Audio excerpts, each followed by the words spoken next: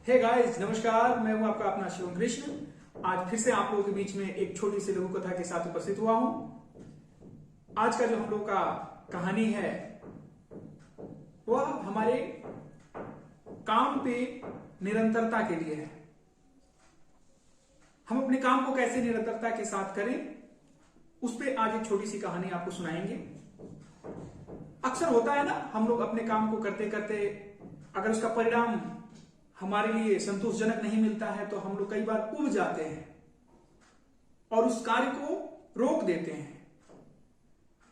हम लोग कुछ दूरी तय करके और अगर हमारा मन मुताबिक परिणाम नहीं मिलता है तो हम लोग अपने कदमों को रोक लेते हैं। पता नहीं वहीं से एक कदम आगे बढ़ाने पे हमें अगर कामयाबी मिलनी भी रहती है तो नहीं मिलती है। तो आज उसी पे आधारित एक छोटा सा आप लोगों को लघु कथा सुनाएंगे। तो चलिए आरंभ करते हैं। यह कहानी है एक ऐसे राज्य का जहां का राजा बहुत प्रतापी और एक तपस्वी थे। वे राजा बहुत ही तपस्या करते थे अपने राज्य के लिए, अपने राज्य के जनता के लिए, अपनी प्रजा के लिए, ताकि उनकी प्रजा खुशहाल रहे, अमन चैन से रहे, खुश रहे। वह हमेशा पूजा पाठ में लीन रहा करते थे, हमेशा कर्म किया करते थे, एक निरंतरता के साथ अपने कर्मों में लगे रहते थे। उनके तपस्या से, उनके कर्म से, उनके पूजा पाठ से प्रसन्न होके एक संत महाराज आए और उन्हें एक पत्थर दिए और राजा साहब से बोले कि इस पत्थर को आप भगवान विष्णु का मूर्ति बना के मंदिर में प्रतिस्थापित करा दीजिए, जिससे आपके राज्य में अमन चैन खुशहाली सदैव बरकरार रहेगी। राजा साहब बड़े प्रसन्न होते हैं। महात्मा जी से वह पत्थर स्वीकार करते हैं और अपने मंत्री को बुला के उस पत्थर को सौंपते हैं और कहते हैं कि इसका विष्णु जी का मूर्ति बनवाना है और मंदिर में प्रतिस्थापित करना है। तो इस पत्थर को आप ऐसे मूर्तिकार के पास ले जाइए जो बहुत ही निपुणता के साथ, बड़े ही प्रसन्नता के साथ और बड़े सुंदर आकार दे भगवान विष्णु का।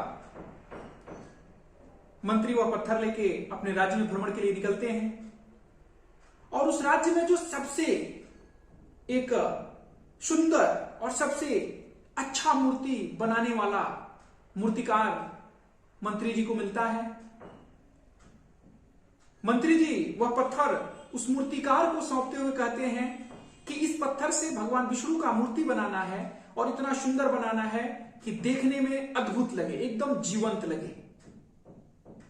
मूर्तिकार स्वीकार करते हैं और मंत्री जी बोलते हैं कि अगर आप इस पत्थर से मूर्ति बनाते हैं तो आपको 50 स्वर्ण मुद्राएं दी जाएंगी।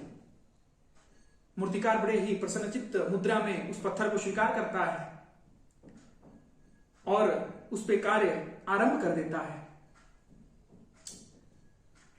उस पे ज्यों-ज्यों छैनी हथौड़ी से प्रहार करता है त्यों-त्यों छैनी उससे छटक जाती है। लगातार कर्म करता रहता है, लगातार उस पे प्रहार करता रहता है, प्रहार करता रहता है, परंतु उस पत्थर से एक छोटा सा टुकड़ा भी अलग नहीं होता है। वह 2 बार मारता है, 4 बार मारता है, 10 बार, 20 बार, 25 बार, 50 बार, लगातार मारते मारते वह उस पर प्रहार करते करते 90 बार प्रहार करता है।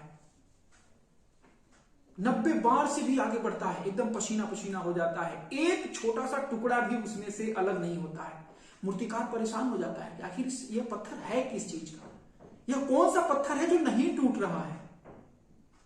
95 बार, 96 बार, 97 बार, 98 बार, 99 बार लगातार प्रहार करता है और लास्ट 100वें बार हथौड़ी उठाता है। पसीना से एकदम तराबोर, लबालब उसका पूरा शरीर भरा रहता है, वह गीला हो गया रहता है।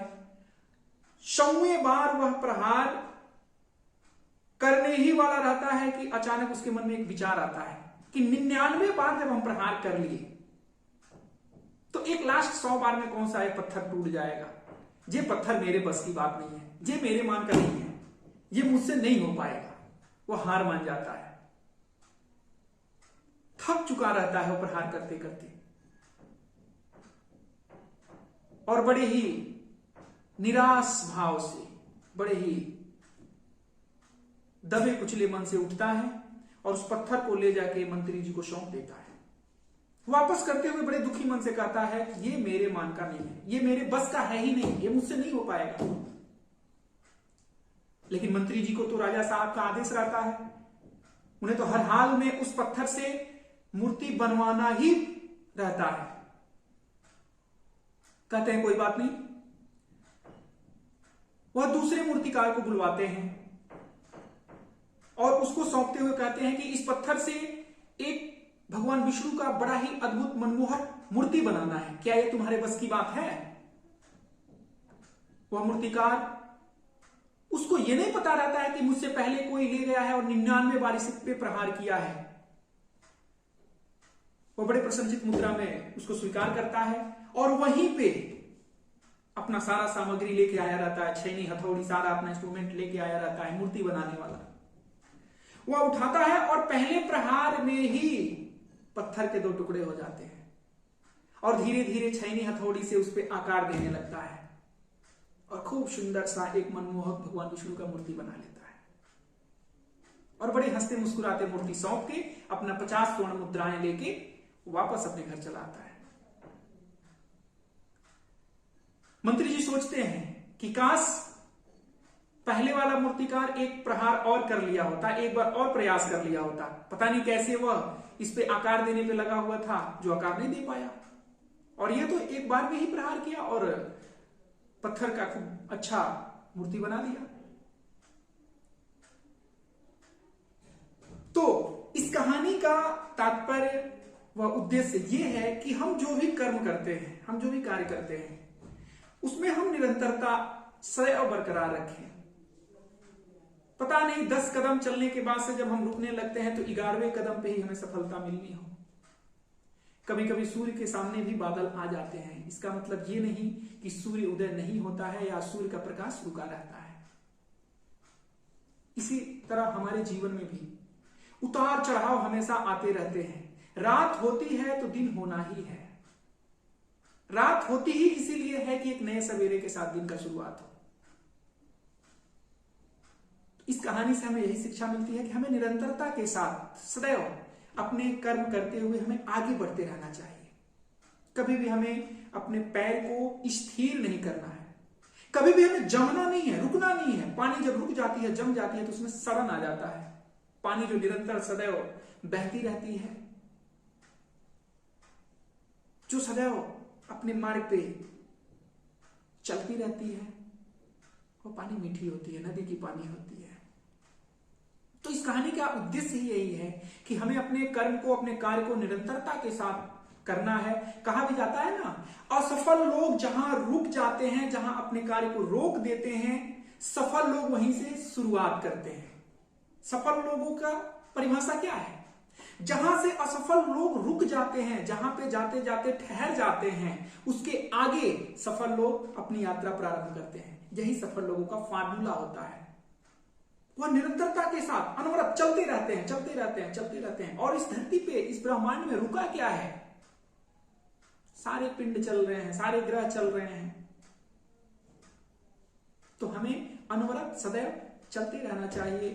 तो आज आप लोगों के मध्य में एक छोटी सी कहानी रखने का प्रयास किए। आप लोग वीडियो को पूरा देखिएगा और अच्छा लगे तो लाइक कीजिएगा, सब्सक्राइब करिएगा और शेयर भी करिएगा। तो धन्यवाद। आज के लिए बस इतना ही। सबको नमस्ते, जय हिंद।